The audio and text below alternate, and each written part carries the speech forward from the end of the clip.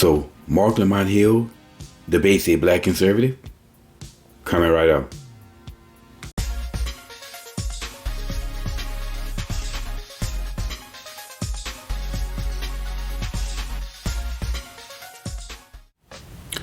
What's up, y'all? Welcome back to Conversation Logic Reason. And as always, I want to say thank y'all for joining me today. So you may or may not be familiar with Mark Lamont Hill. He's one of these race hustlers that I always talk about, the worst of the worst. These are those blacks who are doing very well for themselves financially in America while telling other black people that they're victims. They're capitalist victims. They make money off of perpetuating victimhood toward black people, knowing that all they have to do is decry race somewhere, and they know that black folks will lose their mind, enriching them. Right now, he's a professor. I know at one point in time he was a professor. I think it was at Temple University. He used to be a professor at. I'm not sure.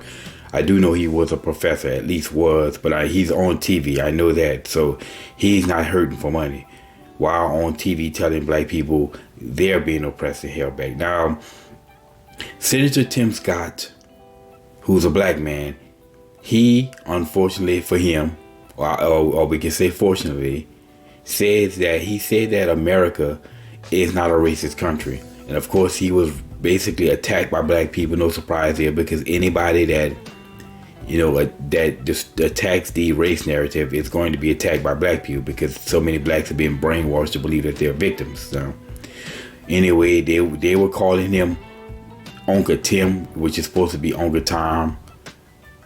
Again, anytime I hear any black people cry about calling somebody Uncle Tom or Coon, my response is define what an Uncle Tom is, define what a Coon is, and I perceive it. I basically go from there.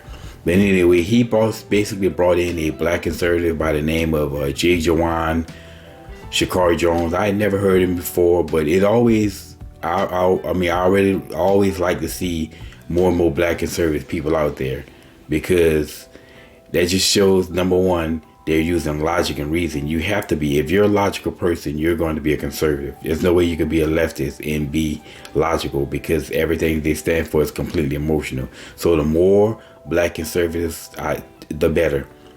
Anyway, he brought him on to discuss this situation, and he gave Jay Juan,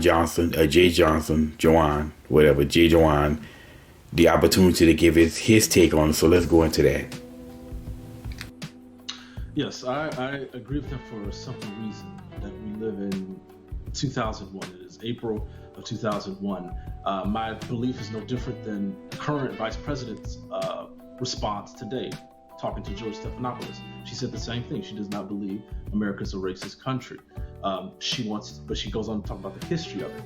If we're talking about the history of America, of course, you have to deal with the 50s and 60s and beyond. But we're talking about today, where black people, particularly black people in America, of any people of African descent, have more opportunity and are more privileged than any people of African descent on the planet. So I agree wholeheartedly with him, and I do so because the facts just do not follow it. Yes, there is racism. That's not anything that I believe Senator Scott denied. But in the grand scheme of things, are black people where they were 50, 60, 70 years ago? No. I agree with him 100% on this. This is now 2022. It's no longer 2021, but the same thing applies. America is the greatest nation on the face of the planet. There must be a reason why more people wanted to come here than any other place in the world. It offers the greatest opportunity for black people than any other country in the world. There's no job, there's no income, there's no lifestyle, there's no career that's off limits to a black person for just simply being black, right? Again, a black man was the president of the United States. What more do you want? Anytime a black man can become the president of the United States, then do you really want to say that America is a racist country? It's ingrained in us? That's ridiculous. But anyway, let's move on with the video. Is it possible that America could have been more racist 70 years ago, but still be racist, based on your logic? This is a common tactic employed by race hustlers. It's less racist, angle. The fact is that race, I always ask, racism stopping whom from what? if racism isn't stopping you from achieving your goals in life, then why would you focus on it? It's irrelevant. Is there racism? Of course there's going to be racism. There's going to be racism everywhere. Right along with all the other isms. You can take any other word, throw the ism behind it, and it's an ism. And there's a bunch of isms out here. And I don't see how racism supersedes all the rest of them. Right? But I don't care how much racism that exists in the society. If it's not holding you down, not stopping you from doing anything, then it's irrelevant. So why would you keep harping on something that's irrelevant? Well, of course, because that's what race hustlers do. Now, what was Lamont Hill's response to Jay Juan? Well, he starts to rattle off a whole bunch of race hustle rhetoric, which is so common with race hustlers.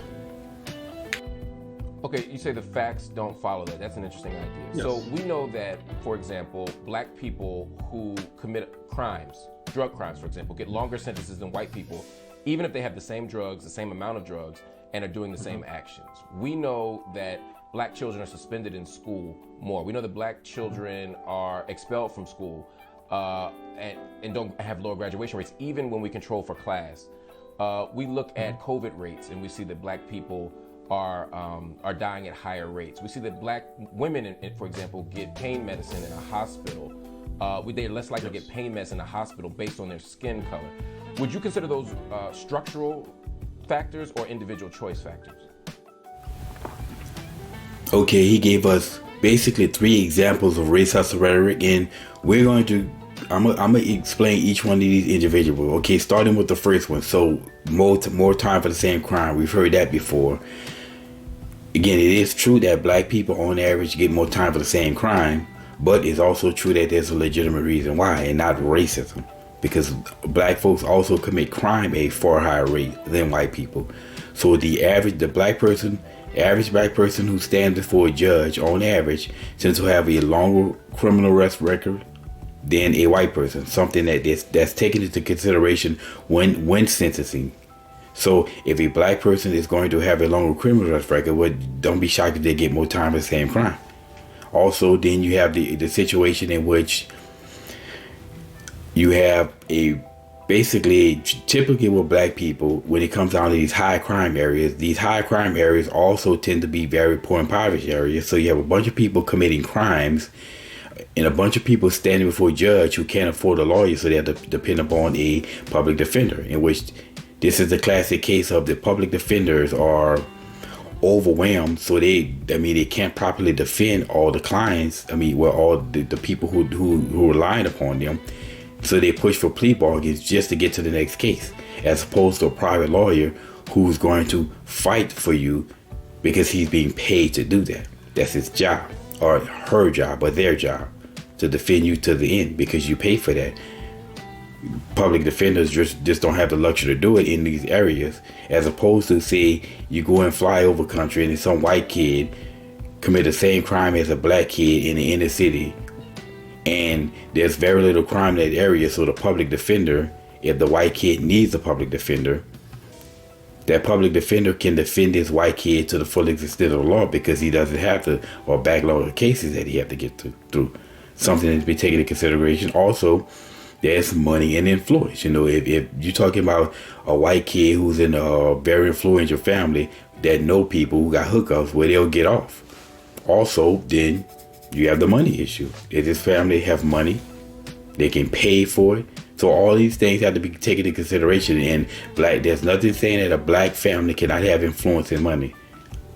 And then let's go into the quote-unquote black kids are suspended at a higher rate, which is also true. But like I said, this is just more end result thinking.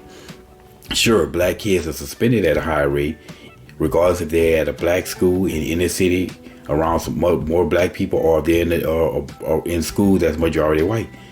But the problem is because black people on average, black kids tend to have the worst behavior problems, tend to act up more, and they tend to do more of the things that's going to cause you to get suspended and expelled. So if black kids are cutting up more, then why is it a shock that they're being suspended more? Again, this is the same thing with the more time for the crime. If you're going to commit crimes at higher rates, then don't be shocked if you're going to be incarcerated at higher rates. It's just idiotic. And then he brings up this issue of, black women are less likely to get pain medication at a hospital. Again, this is supposedly some studies done. They basically did studies hospital across the board, and they show that at the end result is that black women get pain medicine at a lower rate, or you got to have a high threshold. Of course, they don't bring in any other factors, such as what is the condition that we're talking about? What is the age? Are doctors more likely to give pain medicine to older women than they are to younger girls or younger women, because they feel that the younger you are, the better you are handling the threshold, pain threshold. So they are very strict in handing out these pain medications, and they're more likely to issue them to older women. And it's older women who perhaps maybe are ones who are more likely to go to hospitals and for conditions. Could it be pregnancy, or are they less likely to want to get pain medicine because of pregnancy, because of the child? And we know that blacks are getting pregnant at a higher rate and usually at young ages, right? Like, again, all these things have to be taken into consideration. Also, do they have private insurance that are paying, or is it a woman who's relying on the government? Black females tend to have a high reliance on the government, who typically often don't pay as well, as the private insurance. Private insurance companies usually pay their bills on time and far better than the government. They don't lowball these people, giving them pennies on dollars. So that's also something that has to be taken into consideration that he will completely ignore. Let's just run straight to the end result. I'm guarantee you, they've never, these quote unquote empirical studies, they never dive into the why. It's just always the what. They see the end result and lose their mind over it. They study the end result, never get into the how or why. Okay, but let's move on. There have been longitudinal studies in education, for example. If you just look at the data, they do that. And again, we can also control for other factors like race, like class, like geography, etc. When we look at the studies in hospitals, we see the reports, and also we can see what level of pain you have to express to get certain types of drugs in hospitals. And when we control when we identify race or isolate race, we see that as a factor. So there is empirical data to substantiate that. But my question is, would you consider those systemic issues? Again, Lamont Hill goes on about these quote unquote empirical studies. I love these empirical studies. They love to bring forth these empirical studies. Of course, they're all based in end result thinking. That's how empirical, like the gender pay gap, that empirical study, even though the gender pay gap has been debunked every which way from Sunday, is not an issue of evil patriarchy. It's a result of men and women being different, having different interests, doing different things. And that's where the pay gap exists. And there's many other factors on top of that. Or the more time the same crime argument. Again, just end result thinking. Empirical study based off of end result thinking, only looking at the end result and completely ignoring for various reasons, convenient reasons, why we got there, right? Also, this pain medicine nonsense he brings up. Again, I already asked that. What are the conditions? Please bring me the conditions in which this pain medicine is handed out. All the protocol on pain medicine. Let's look at the evidence, and then let's prove if you want to say it's racist. But let's not just look at the end result of a hospital end results, information. Again, it's not about race unless you prove it.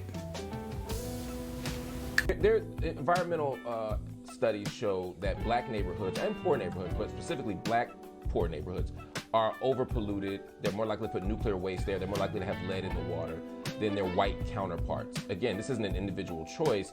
No one is disputing the data on this. Would you consider that a systemic issue? Okay, once again, is this a race issue, or is this an economic issue? Are all black areas and minority areas suffering these environmental issues that he talks about? Or is it just poor black minority areas? What about, let's say, Baldwin Hills? Now, Baldwin Hills, if you don't know, is known as the Black Beverly Hills. This is an area I think it's in South South Los Angeles. I believe it's South Los Angeles somewhere. And this is an area where you have a large middle class of black people living. Okay, are they having these same environmental issues in their community? Right? And then what about the poor white areas? Are they having the same issues?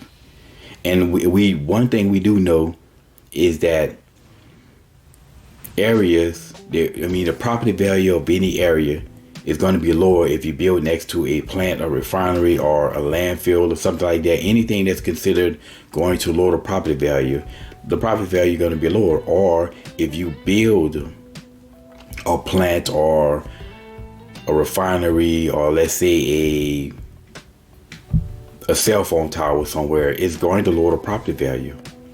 But this is not an issue. Again, this is not an issue of race. This seems to me more like an economic issue. This is an issue of money. So you're trying to take an issue that's a matter of money and throwing race on it.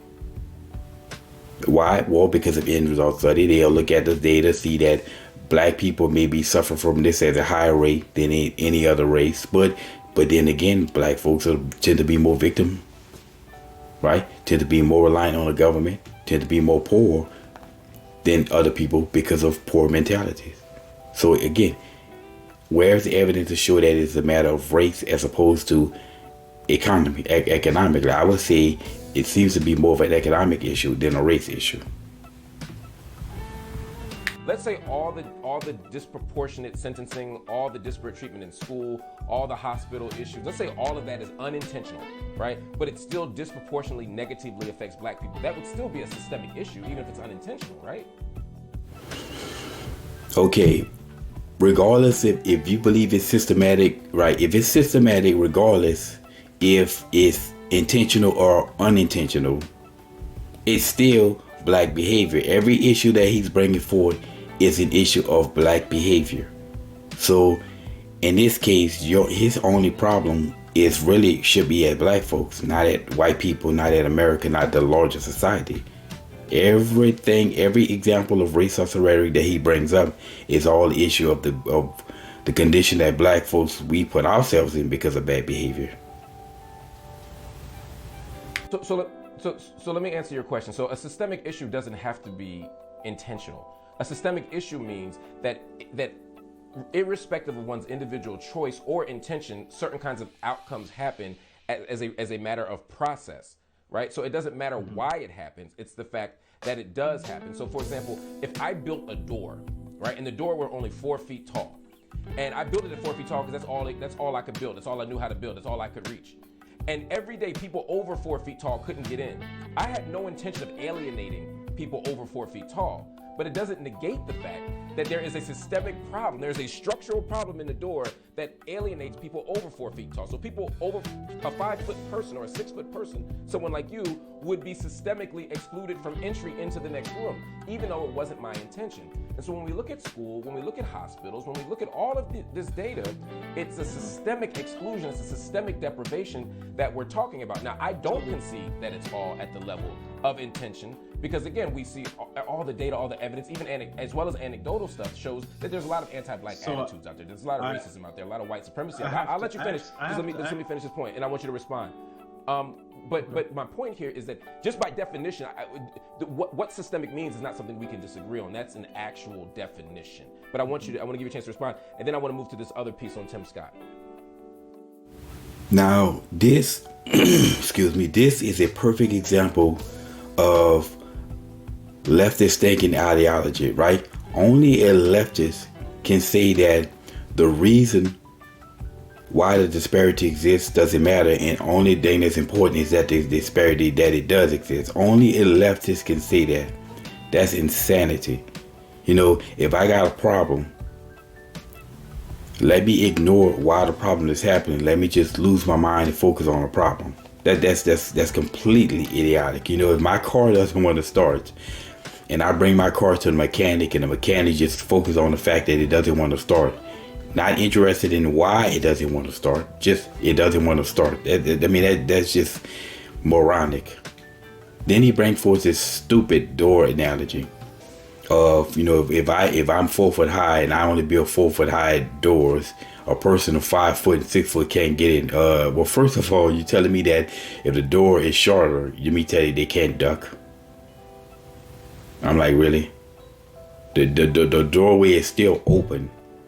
If I'm 5'8", and if there's a doorway that's only for me a space that's only 4 foot, I can't duck down and crawl under it. And thing is, this is an example of the path of difficulty, a level of path of difficulty. There is no guarantee of the level of path of difficulty. The only thing that you're guaranteed in the United States of America, there's going to be opportunity there. So the opportunity is there. It doesn't matter if you have to go over the river and through the woods to grandmother's house, or over the river, through the woods, around the mountain, or perhaps over the mountain as well, down the street, across the country. The fact is that grandmother's house is there, and you still can get there. So it's not about the path, the level of difficulty.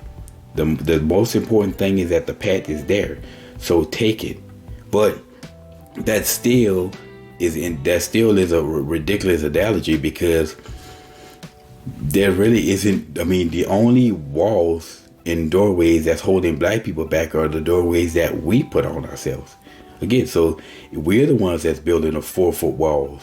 I mean, the 4 foot doorways, while we're 5 and 6 feet. That's on us.